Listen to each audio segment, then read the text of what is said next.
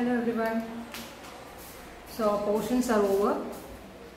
Today we will see the exercise questions from the chapter Periodic Classification of Elements. Correct. So take your textbook. Please be with your textbook and a notebook also, so that we can work out here itself. Okay. So first question, I'll read out. Which of the following statement is not a correct statement? See, while you are reading this question, you have to just see whether the correct, not a correct statement means what? False statement. Okay. So which of the following statement is not a correct statement about the trends when going from left to right across a periodic table? Now the options are, first, the elements become less metallic in nature. So you have given 4 options and you have to go across very carefully the 4 options. Okay. Now what is the first option telling? The elements become less metallic in nature. We know in the periodic table, you know, from left to right in a periodic table, what happens? The metallic character, what happens? The metallic character decreases, isn't it? Metallic character decreases because here left side they are metals and in P block on the right side they are non-metals. Correct. So what happens? From left to right the metallic character decreases. So it is written as the elements becomes less metallic in nature, which means what? They are going to non-metallic side. So that is a correct statement. Okay. So that is how you have to know how you have to choose right and wrong in multiple choice questions. Okay.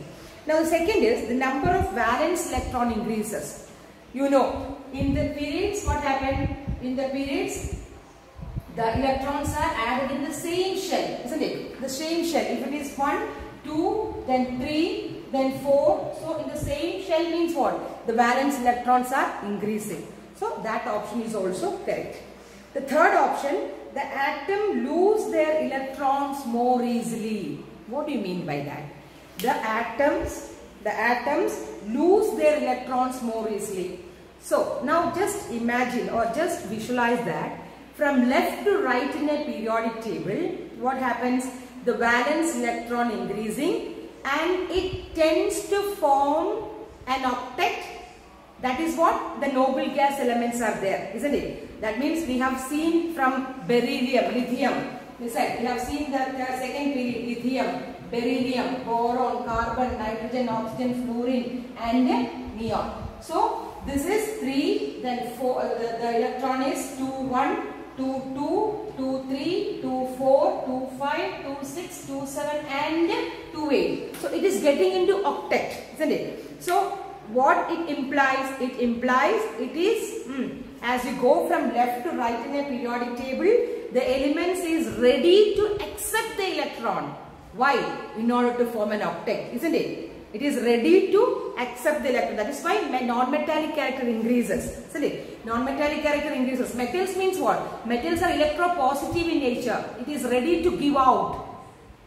In the same way, non-metals are electronegative in nature. That means it tends to accept the electron, isn't it? So that is the correct answer. That means the atoms loses their electrons more easily. No, they won't lose their electrons. They are ready to accept the electron from left to right in a periodic table. So that is the correct answer, option C. Then what is D? The oxides become more acidic. Yes, metallic oxides are basic, whereas non-metallic oxides are acidic. So from left to right, non-metallic character increases. That means what? It forms acidic oxides. So that is how you choose the correct option. So the option is C. Okay, so the first question, the option is C. So you have to go across with all the options and then choose what is the best answer in that. Okay, so the first question, the option is C.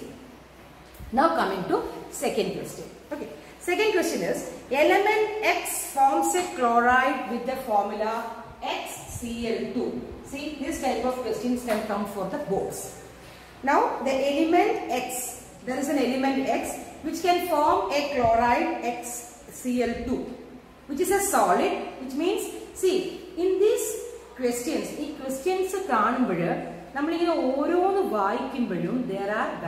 are hint in that. Which is a solid and high melting point. എന്ന് പറയുമ്പോൾ തന്നെ നമുക്കറിയാം solid ആണെങ്കിൽ അത് mainly metals ആയിരിക്കും. അങ്ങനെ ഒരു clue നിങ്ങൾക്ക് കിട്ടണം. ചിലർ വായിച്ചു പോകും, അല്ലാതെ തന്നെ നമുക്കിത് കൊണ്ടുവരാൻ പറ്റും ഇതിന്റെ answer. I will show you. പക്ഷെ നമ്മൾ ഇങ്ങനെ ഓരോ ക്വസ്റ്റ്യൻ വായിക്കുമ്പോൾ you have to go through the question deeply. അവിടെ ഒരു ക്ലൂ ആണ് എന്താണ് സോളിഡും ഹൈ മെൽറ്റിംഗ് പോയിന്റ് എന്ന് പറയുന്നത്. അപ്പൊ തന്നെ അറിയാം ഹൈ മെൽറ്റിംഗ് പോയിന്റ് എന്ന് പറയുമ്പോൾ അയോണിക് സോളിഡ്സ് ആയിരിക്കും. അതൊക്കെയാണ് അവിടുത്തെ ക്ലൂ. അപ്പൊ ഒരിക്കലും തെറ്റത്തില്ല നമ്മൾ അങ്ങനെ പോയാൽ. Okay, so these have solid and high MP. X would be most likely in the same group in the periodic table as sodium, then magnesium, aluminium, silicon. ഇതിലെ ഏത് ഗ്രൂപ്പിലാണ് X ഉണ്ടാവുന്നത്? ഏത് ഗ്രൂപ്പിലാണ് X ഉണ്ടാവുന്നത്? നമുക്ക് X ആരാന്ന് കണ്ടുപിടിക്കുന്നു വേണ്ട. You don't want to know what is X, which element is X, but in which group. നമ്മൾ ഗ്രൂപ്പ് എങ്ങനെ കണ്ടുപിടിക്കുക? ഗ്രൂപ്പ് കണ്ടുപിടിക്കുന്നത് നമ്മൾ എന്താണ് vertical columns are called as group. ഗ്രൂപ്പിന്റെ പെക്യൂലിയാരിറ്റി എന്താണ്?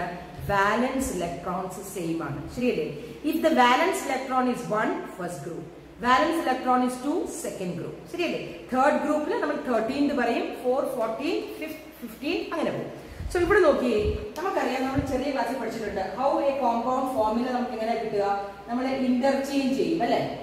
Interchange the valency. എക്സിന്റെ വാലൻസി 1 ആണെങ്കിൽ ക്ലോറിന്റെ എക്സിൽ നമ്മൾ ഇന്റർചേഞ്ച് ചെയ്താണ് നമ്മൾ വാലൻസി വരുന്നത്. ആണല്ലോ? അപ്പം ഈ എക്സിന്റെ വാലൻസിയാണ് ക്ലോറിന് കൊടുക്കുന്നത്, ക്ലോറിന്റെ വാലൻസിയാണ് എക്സിന്. സോ ഒന്നും ഇല്ലാത്തതുകൊണ്ട് ഇറ്റ് ഈസ് പുട്ടഡ് ആസ് 1. കറക്റ്റ് ആണല്ലോ? So what is the valency? ഞാൻ വാലൻസി എഴുതുകയാണെങ്കിൽ എക്സിന്റെ വാലൻസി എത്രയാണ്? This is A formula. ഒരു ഫോർമുലയിൽ നിന്നും if you have A formula, chemical formula, അതിന് വാലൻസി എങ്ങനെ കണ്ടുപിടിക്കും? ഇന്റർചേഞ്ച്. നമ്മൾ എങ്ങനെയാണ് ഫോർമുലയിലോട്ട് വന്നത്? നമ്മൾ സിമ്പൽ എഴുതി, വാലൻസി എഴുതി, അത് ഇന്റർചേഞ്ച് ചെയ്തു. ഇല്ലേ? നമ്മൾ ക്രോസ് ചെയ്ത് ഇന്റർചേഞ്ച് ചെയ്തില്ലേ? അതാണ് നമ്മൾ ഫോർമുല. അപ്പൊ ഫോർമുലയിൽ നമുക്ക് തിരിച്ച് വാലൻസി എടുക്കണമെങ്കിൽ നമ്മൾ എന്ത് ചെയ്യണം? ഇന്റർചേഞ്ച് ചെയ്യണം അല്ലേ? അപ്പൊ എക്സിന്റെ വാലൻസി എത്രയാണ്? 2. കറക്റ്റ്. ക്ലോറിന്റെ വാലൻസി എത്രയാണ്? 1. ശരിയല്ലേ? So valency of X is 2. അപ്പം it will go in the second group. അതാണ് അവിടുത്തെ ആൻസർ. ക്ലൂ സെക്കൻഡ് ഗ്രൂപ്പ് ആണ്. ഇനി എന്താ ചോദിച്ചിരിക്കണേ? ഈ എക്സ് ഇതിൽ ഏത് ഗ്രൂപ്പിലാണ് വരുന്നത്?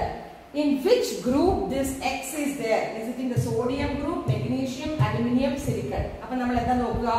ഇതിന്റെ ഇലക്ട്രോണിക് കോൺഫിഗറേഷൻ എഴുതി നോക്കുക. Sodium 11, 281, valence shell is 1, first group. 282, okay, 282, valence electron is 2. So in which group? Second group. Appo ശരിയായില്ലേ? Its valency. This is also has got a valency 2. So ഇത് എവിടെ വരും? X will come under the magnesium group. അങ്ങനെയാണ് നമ്മൾ ആൻസറിലോട്ട് പോവുക. മനസ്സിലായോ? അപ്പൊ ഇതുപോലെ ഞാൻ ഒരുപാട് ക്വസ്റ്റ്യൻസ് നമുക്ക് ചെയ്യാം. ജസ്റ്റ് ഇപ്പം നമ്മൾ എക്സസൈസ് ക്വസ്റ്റ്യൻസ് ചെയ്തിട്ട് വി വിൽ ഗോ ഫോർ അടുത്ത board exam, previous board exam questions. നിങ്ങൾക്കറിയാം ഇപ്പം നമുക്ക് ബോർഡ് എക്സാം ക്വസ്റ്റ്യൻസ് കുറേ എന്തുണ്ട്, വേറൊരു മാറ്റമാണ്, വേറൊരു ഫോർമാറ്റിലാണ്. നമ്മൾ അതും ചെയ്ത് പഠിക്കാം. ഓക്കെ, സോ ദിസ് ഇസ് എന്താണ് second question. So it comes under the magnesium. Okay, so magnesium means it is B. Option is B അല്ലേ? I think it is B. Okay, now next okay, next question board എക്സാമിൽ എപ്പോഴും വരുന്നതാണ്. Just think ചെയ്ത് എഴുതാനുള്ളതാണ് next question. നോക്കിയേ, which element has, ഏത് എലിമെന്റിനാണ് first 2 shells both of which are completely filled with electrons? ഇങ്ങനെയൊക്കെയുള്ള ക്വസ്റ്റ്യൻ വരുമ്പോൾ നിങ്ങളൊന്ന് വരച്ചു നോക്കുക. ചോദിച്ചിരിക്കുന്നത് ഏത് എലിമെന്റ് ആണ്? നമുക്ക് എക്സ് എന്നുള്ള എലിമെന്റ് ഉണ്ട്, ആ എലിമെന്റ് ഏതാണ്? First question. അതിനകത്ത് 2 ഷെൽ ഉണ്ടാകും. നിങ്ങൾ 2 ഷെല്ല് വരയ്ക്കണം. 2 ഷെല്ല് വരച്ചിട്ട് നമുക്കറിയാം first 2 shell, that is K shell and L shell നമുക്കറിയാം. എന്നിട്ട് എന്താ പറഞ്ഞേക്കുന്നത്? both of which are completely filled with electrons. completely filled എന്താണ്? ഫസ്റ്റ് ഷെല്ലിൽ എത്ര ഇലക്ട്രോൺസ് ഉണ്ടാവാമോ അത് ഫില്ല് ചെയ്യും. സെക്കൻഡ് ഇലക്ട്രോണിൽ എത്രയാണ് അതും ഫില്ല്. നമുക്കറിയാം കെ ഷെല്ലിൽ എത്രയാണ്? 2, സെക്കൻഡ് ഷെല്ലിൽ 8. അപ്പൊ 2 ഉണ്ട്, പിന്നെന്താണ് ഇവിടെ 8 ഉണ്ട്. ഓക്കെ, അപ്പൊ കോൺഫിഗറേഷൻ ഈസ് 2, 8. അപ്പൊ ടോട്ടൽ എത്രയാണ്? 10. ആർക്കാണ് അറ്റോമിക് നമ്പർ 10 ഉള്ളത്? നിയോൺ. ശരിയല്ലേ?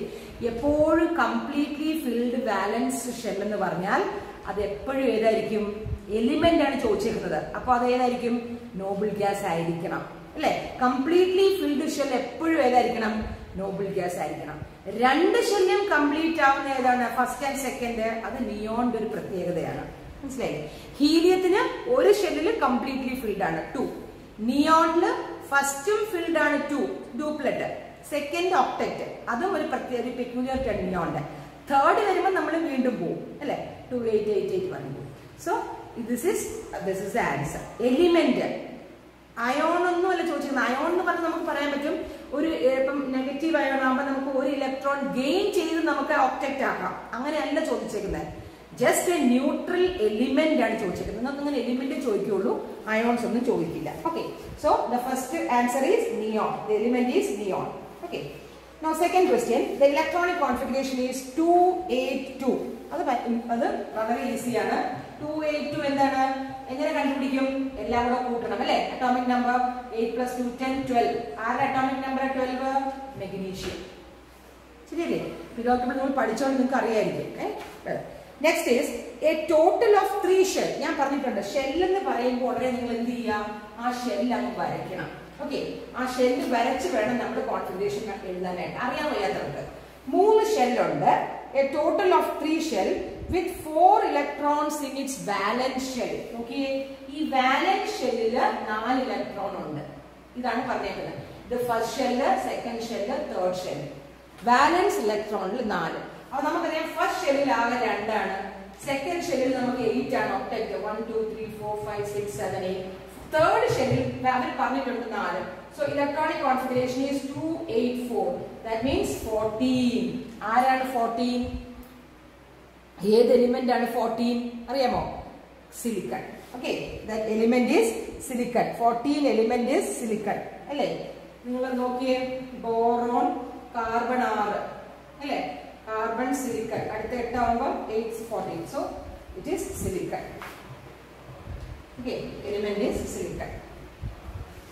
അങ്ങനെ നിങ്ങൾക്ക് കണ്ടുപിടിക്കാം. ഓക്കെ, ഇനി രണ്ടാമത്തെ എന്താ പറഞ്ഞേക്കണേ? A total of 2 shells. 2 ഷെല്ലേ ഉള്ളൂ.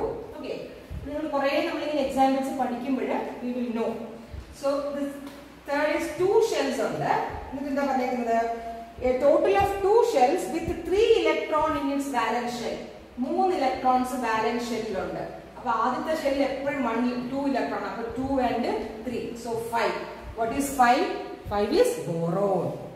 ഞാനാ പറഞ്ഞേ, സെക്കൻഡ് പീരീഡ് നിങ്ങൾക്ക് അറിഞ്ഞിരിക്കണം. Lithium, beryllium, boron, carbon, nitrogen, oxygen, fluorine, neon. Okay, അതുപോലെ ഗ്രൂപ്പ്സ് ഞാൻ പറഞ്ഞു പഠിക്കാൻ. Carbon, silicon, germanium, tin, lead. അങ്ങനെ നമ്മൾ പഠിച്ചിരിക്കുക. ഓക്കെ, എലിമെന്റ് സാധാരണ ചോദിക്കാറില്ല, പക്ഷെ ചിലപ്പോൾ ഇങ്ങനെ ക്വസ്റ്റ്യൻസ് എക്സസൈസ് ക്വസ്റ്റ്യൻസിൽ ഉണ്ടായതുകൊണ്ട് ചോദിക്കാം. Okay, now last is twice as many electrons in its second shell as it is in the first shell. നോക്കിയേ, നല്ലൊരു ക്വസ്റ്റ്യൻ ആണ്. ബോർഡ് എക്സാമിന് ചോദിച്ചിട്ടുള്ള ക്വസ്റ്റ്യൻ ആണ്. എന്താ പറഞ്ഞിരിക്കുന്നത്? 2 ഷെല്ലുണ്ട്. എന്നിട്ട് പറഞ്ഞിരിക്കുകയാണ് twice as many electron in its second shell as in its first shell. First ഷെല്ലിൽ എത്രയുണ്ടോ അതിന്റെ ഇരട്ടി സെക്കൻഡ് ഷെല്ലിലുണ്ട്. അതല്ലേ പറഞ്ഞിരിക്കുന്നത്? Twice as many electrons in its second shell as in the first shell. First ഷെല്ലിൽ എത്ര ഇലക്ട്രോൺസ് ഉണ്ടോ അതിന്റെ ട്വൈസ് ഇരട്ടി സെക്കൻഡ് ഷെല്ലിലുണ്ട്. അപ്പൊ നമുക്ക് 2 ഷെല്ലാണുള്ളത്. എന്നിട്ട് ഹിന്റ് തന്നേക്കുന്നത് ഫസ്റ്റ് ഷെല്ലിന്റെ ഇരട്ടി. നമുക്കറിയാം ഫസ്റ്റ് ഷെല്ലിൽ എപ്പോഴും എത്ര ഇലക്ട്രോൺസ് ഉള്ളത്?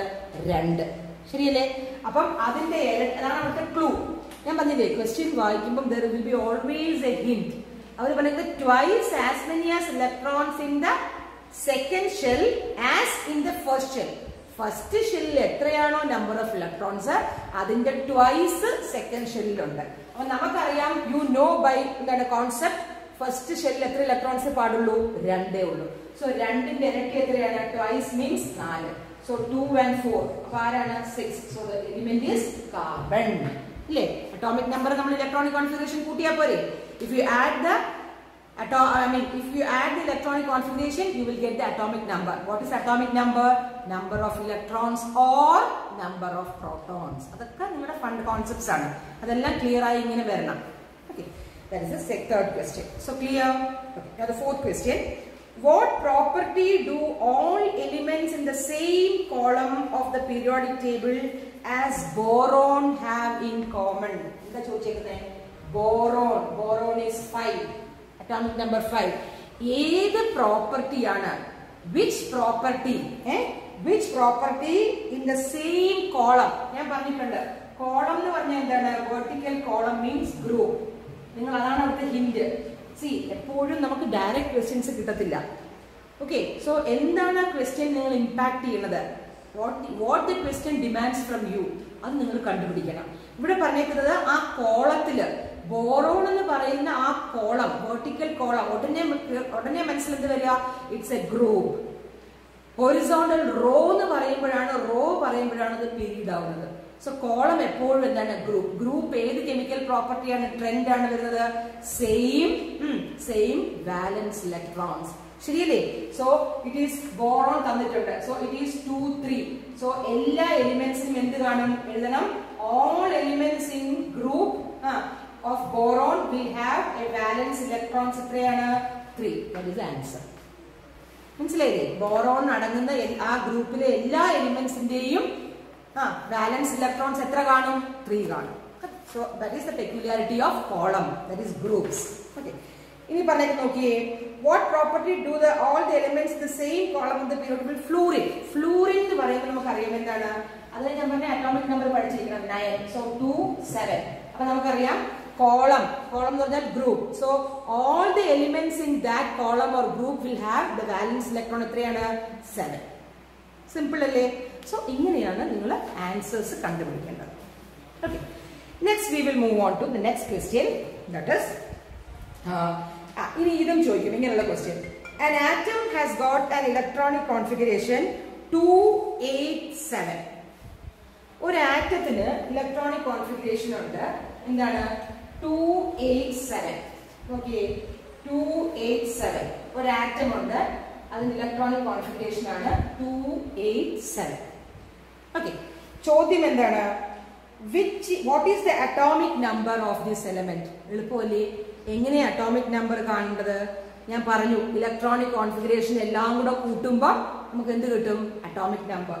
So it is 8 + 2 10, 10 + 2 17. ആരാണ് 17? ക്ലോറിൻ. ശരിയല്ലേ? ക്ലോറിൻ. സോ അങ്ങനെയാണ് നമ്മൾ കണ്ടുപിടിക്കേണ്ടത്. Okay, so that is the. Now to which of the following element would it be chemically similar? നോക്കിയേ, നമുക്ക് ക്ലോറിൻ കിട്ടിക്കഴിഞ്ഞാൽ നമുക്കറിയാം it is having atomic valence electron 7. അടുത്ത ക്വസ്റ്റ്യൻ നോക്കിയാണ് ചോദിച്ചേക്കുന്നത്. To which of the following elements would it be chemically similar? അതായത് nitrogen തന്നിട്ടുണ്ട് 7. Okay, nitrogen 7, then fluorine 9, then phosphorus 15 and argon 18. എങ്ങനെ കണ്ടുപിടിക്കും? സിമിലർ ആണ്. സിമിലർ എന്ന് പറയുമ്പോൾ എന്താണ്? കെമിക്കൽ പ്രോപ്പർട്ടി സിമിലർ ആവണമെങ്കിൽ എന്ത് വേണം? വാലൻസ് ഇലക്ട്രോൺസ് സിമിലർ ആവണം. ശരിയല്ലേ? അപ്പൊ നിങ്ങൾ ഇലക്ട്രോണിക് കോൺഫിഗറേഷൻ എഴുതി നോക്കിയാൽ പോരെ? Very simple. നൈട്രജൻ 7, 2, 5 അല്ലല്ലോ, ഇത് 7 വരണം. Now fluorine 2, 7 വന്നില്ലേ? 7. സോ ഏതാണ്? ഫ്ലൂറിനുമായിട്ടാണ് ക്ലോറിന്റെ. ശരിയല്ലേ? Fluorine, chlorine, bromine, iodine, same group. So ഇങ്ങനെയാണ് നമ്മൾ കണ്ടുപിടിക്കുന്നത്. ഇനി ഫോസ്ഫറസ്. അപ്പൊ 2, 8, 10, 5. അത് 5 ആണ്. 18, 2, 8, 8. സോ നോക്കിയേ. സോ ഏതിലാണ് 7 വരുന്നത്? ഉള്ളിയും ഫ്ലൂറിൻ. സോ അങ്ങനെയാണ് നമ്മൾ എലിമെന്റ്സ് കണ്ടുപിടിക്കുന്നത്. ക്ലിയർ? ഇറ്റ്സ് വെരി സിമ്പിൾ അല്ലേ? നമുക്കിനി അടുത്തതിലോട്ട് പോവാം. Next is question number 6. ഇത് ഇമ്പോർട്ടന്റ് ക്വസ്റ്റ്യൻ ആണ്. ഇങ്ങനെ ഒരു ടേബിൾ തരുന്നത്. അപ്പം ഈ ഒരു ടേബിളിൽ നമ്മൾ ചോദിച്ചേക്കുന്നത് the position of 3 elements A, B and C തന്നിട്ടുണ്ട്. അത് തന്നിട്ടുള്ളത് എങ്ങനെയാന്ന് വെച്ചാൽ എങ്ങനെയാണ്? ഗ്രൂപ്പ്സിലാണ്. ഓക്കെ, ഗ്രൂപ്പ്സ് ആണ്. അതായത് നോക്കിയേ, നമ്മൾ ഗ്രൂപ്പ് പറഞ്ഞിട്ടുണ്ട് 3 എലിമെന്റ് ആണെന്ന്. ദാറ്റ് ഈസ് ഗ്രൂപ്പ് 16ഉം ഗ്രൂപ്പ് 17. അതായത് 16 എന്ന് പറയുമ്പോൾ എന്ത് വരും? 16 എന്ന് പറയുമ്പോൾ ബാലൻസ് ഇലക്ട്രോൺസ് 6. അതാണ് നിങ്ങളുടെ വരേണ്ടത്. ഇത് ബാലൻസ് ഇലക്ട്രോൺസ് എന്താണ്? 7 വരണം. മനസ്സിലായോ? ബാലൻസ് ഇലക്ട്രോൺസ് 6ഉം വരണം, ബാലൻസ് ഇലക്ട്രോൺസ് 7ഉം വരണം. സോ A, B, C നമുക്ക് തന്നിട്ടുണ്ട്. 16ല് ഏറ്റവും ലാസ്റ്റ് ആയിട്ട് നമുക്ക് B തന്നിട്ടുണ്ട്. ഇതില് A തന്നിട്ടുണ്ട്, ഇവിടെ C തന്നിട്ടുണ്ട്. ഇതിന്റെ അർത്ഥം എന്താണ്? ഇത് you have to analyse it. ഇനി വരാൻ പോകുന്ന ചോദ്യങ്ങൾ, അതായത് state whether metal A is a metal or a non metal. ചോദ്യം എന്താണ്? എ എന്ന് പറയുന്നത് മെറ്റൽ ആണോ നോൺ മെറ്റൽ ആണോ? നിങ്ങൾക്ക് ഒട്ടനെ പറയാൻ പറ്റും. എന്താണ്? ഗ്രൂപ്പ് 17 എന്ന് പറയുമ്പോൾ പീരിയോഡിക് ടേബിൾ മനസ്സിൽ ഓർക്കുക. എന്ത് വരും? 17 അങ്ങ് അറ്റമാണ്. അങ്ങ് അറ്റം എന്താണ്? നോൺ മെറ്റൽ അല്ലെ? Non metallic character increases. So എന്താണ്? A is a non metal. ശരിയല്ലേ? അതേസമയം ഇനി വന്നായിരുന്നെങ്കിലോ, ഗ്രൂപ്പ് 1 ഉം 2 ഒക്കെ ആയിരുന്നെങ്കിലോ, it is a metal. Correct. അപ്പൊ ഇങ്ങനെയുള്ള ക്വസ്റ്റ്യൻസ് വരും. ഒരു ടേബിൾ തന്നിട്ട് നിങ്ങൾക്ക് പറയും. നോക്കിയേ, state whether C is more reactive or less reactive than A. C എന്ന് പറയുന്നത് എയേക്കാളും റിയാക്റ്റീവ് ആണോ അല്ലോ എയേക്കാളും കുറച്ച് റിയാക്റ്റീവ് ആണോ? C is more reactive than A or less reactive than A. അതെങ്ങനെ കണ്ടുപിടിക്കും? നമുക്കറിയാം, from top to bottom in a periodic table എന്താണ്? The tendency to gain electron decreases. ശരിയല്ലേ? മെറ്റാലിക് ക്യാരക്ടർ കൂടി കൂടി കൂടി കൂടി വരും. ശരിയല്ലേ? എന്ന് പറഞ്ഞാൽ ഇലക്ട്രോൺസിനെ കൊടുക്കാൻ ഇലക്ട്രോ പോസിറ്റിവിറ്റി ആണ് എന്ത് ചെയ്യണത്? കൂടുന്നത്. ഇല്ലേ? അപ്പൊ ഗെയിൻ ഇലക്ട്രോൺ എന്താണ്? കുറവാണ്. നമുക്കിവിടെ എന്താ വേണ്ടത്? നോൺ മെറ്റാലിക് ക്യാരക്ടർ ആണ് എ. അപ്പം എ എന്ന് പറഞ്ഞാൽ എന്താണ്? ആ ഇലക്ട്രോണിനെ ഗെയിൻ ചെയ്യണം. ശരിയല്ലേ? നോൺ മെറ്റാലിക് ആവാനായിട്ട്. അപ്പൊ എന്ത് പറയാൻ പറ്റും? A is less reactive. ശരിയല്ലേ? A is less reactive than C and okay, that is the reactivity C will be less reactive than A. കാരണം എന്താ? C is less reactive than A എന്ന് പറഞ്ഞാൽ A is more reactive than C. കാരണം എന്താ? The reason is A എന്ന് പറയുന്നത് എന്താണ്? Non metallic character ആണ്. നോൺ മെറ്റാലിക് ക്യാരക്ടറിലാണ് എന്ത് ചെയ്യണത്? ഇലക്ട്രോൺസിനെ ഗെയിൻ ചെയ്യാൻ പറ്റുന്നത്. ശരിയല്ലേ? ഇലക്ട്രോൺ നെഗറ്റിവിറ്റി താഴോട്ട് വരുമ്പം മെറ്റാലിക് ക്യാരക്ടർ ഇൻക്രീസ് ചെയ്യും. നമ്മൾ പഠിച്ചു. മെറ്റാലിക് ക്യാരക്ടർ ഇൻക്രീസ് എന്താണ്? ഗെയിനിങ് ഓഫ് ഇലക്ട്രോൺസ് അല്ല, അവിടെ ലൂസിങ് ഇലക്ട്രോൺസ് ആണ്. ശരിയല്ലേ? അപ്പൊ ഇങ്ങോട്ട് വരുമ്പോൾ നോൺ മെറ്റാലിക് ക്യാരക്ടർ ഇൻക്രീസ് ചെയ്യുന്നത് കൊണ്ട് A will be more reactive than C. Okay, അങ്ങനെ നിങ്ങൾ ചെയ്യും. ഓക്കെ, നമുക്ക് ഇതുപോലെ വേറെ ക്വസ്റ്റ്യൻസും ചെയ്യാം. Okay, now the next question is will C be larger or smaller? എയും സിയും ഒരേ പിരിവിൽ കിടക്കുക. ആർക്കാണ് സൈസ് കൂടുതൽ? ആർക്കായിരിക്കും? From left to right in a periodic table, as we go from left to right in a periodic table, the size decreases. ശരിയല്ലേ? due to the increase in the effective nuclear charge. ഓരോ ഇലക്ട്രോൺസും അതേ ഷെല്ലിൽ കയറുമ്പോൾ എന്ത് പറ്റും? ന്യൂക്ലിയസും ഇലക്ട്രോൺസും തമ്മിലുള്ള attraction കൂടും. So size കുറയും. അപ്പൊ ആർക്കാണ് സൈസ് കൂടുതൽ? B will be having more size. Okay, B will be more size. Then which type of ion, cation or anion will be formed by A? A എന്ന് പറഞ്ഞാൽ എന്താണ്? നോൺ മെറ്റൽസ് ആണ്. 17th group ആണ്. Fluorine, chlorine, bromine, iodine. അത് എപ്പോഴും എന്തായിരിക്കും? It tends to gain electron to form octet. ശരിയല്ലേ? 2,7 ആണ് ഫ്ലൂറിൻ, അത് 2,8 ആവും. അപ്പൊ എപ്പോഴും എന്തായിരിക്കും?